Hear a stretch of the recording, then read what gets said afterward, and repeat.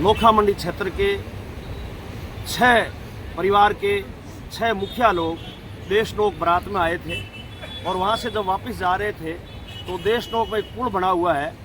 उस पुल के ऊपर वो पुल तकनीकी रूप से गलत बना हुआ है और उसकी कई बार पहले भी कंप्लेंट हुई, लेकिन प्रशासन ने नहीं सुनी। तो उस पुल के ऊपर एक हादसे के वो शिकार हो गए। प्रशासन के लोग तुरंत उस टाइम पहुंच गए, क्योंकि प्रशासन को भय था कि कहीं परिजन इनकी बॉडी लेके नहीं बैठ जाए, और प्रशासन ने भरोसा दिलाया कि हम इनको न्याय दिलाएंगे। ये एक बहुत बड़ा हादसा हुआ है और हम इसकी तुरंत कमेटी गठित करेंगे, इस पुल की तकनीकी जांच करवाएंगे और निश्चित रूप से दूसरे दिन पुल की जांच के लिए कमेटी भी गठित हुई। और हमारे पास मीडिया के माध्यम से जो कटिंग है, अखबार की कटिंग भी पड़ी है, हम आपको बताएंगे। और उसमें उस कमेटी ने उस पुल की कमियां और उसकी खामियां भी लिखी है कि ये पुल तकनीकी रूप से खराब है, इस पुल की वजह से ये हादसा हुआ है।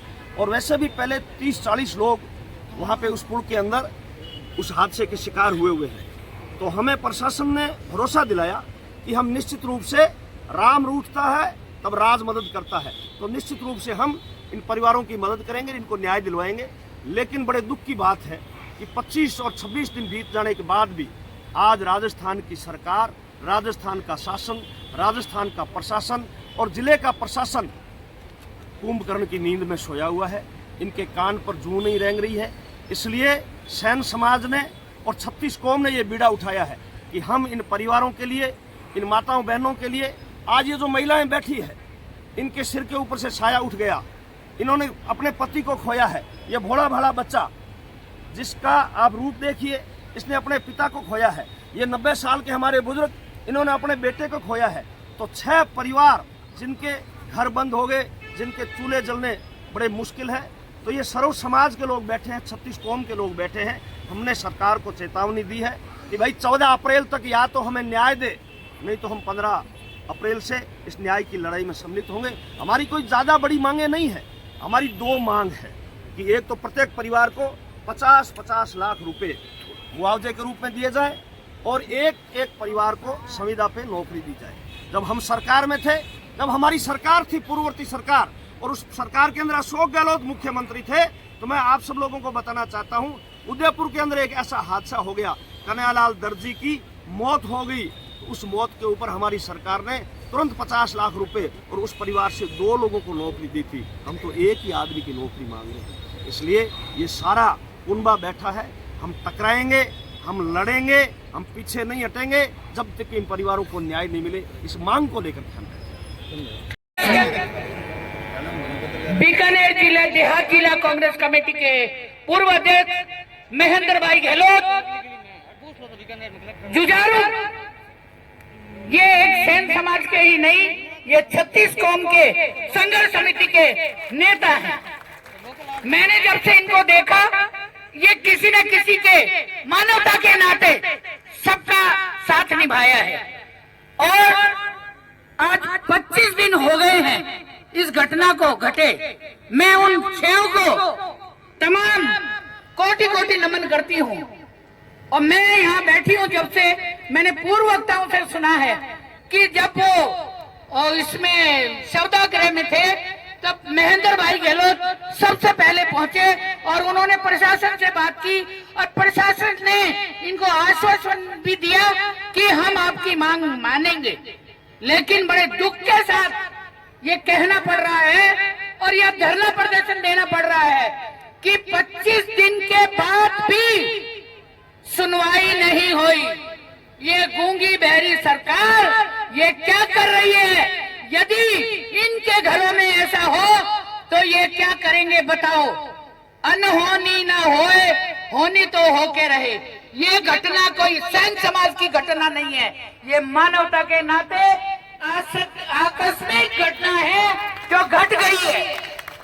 ये बहनें आई हैं, मैंने इनके आंखों से आंसू निकलते देखे हैं और आज 25 दिन हो गए, मुझे लगता है कि इनके आंसू रुके नहीं होंगे।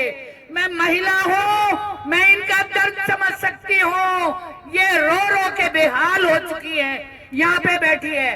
प्रशासन को जरा भी दया आती है, जरा भी इनके हृदय में कहीं दया है तो इन बहनों की सुनो, जिनके घर से जो व्यक्ति चले गए हैं उनकी क्या दशा है।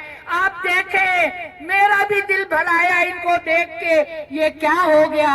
मैंने भगवान को दोनों हाथ ऊपर करके कहा, परमात्मा उनकी आत्मा को शांति देना और इन बहनों को, इनकी आत्मा को, इनको, इनके घर को, परिवार को इतना बड़ा दुख सहने की शक्ति देना। वास्तव में ये प्रशासन क्रूर हो चुका है। 25-25 दिन के बाद भी यदि ये प्रशासन नहीं सुनता तो मैं महेंद्र भाई से कहती हूँ, भाई आपके साथ 36 कौम के लोग आपके साथ यहाँ बैठे हैं। मैंने सबको देखा है, सातों विधानसभा के लोग।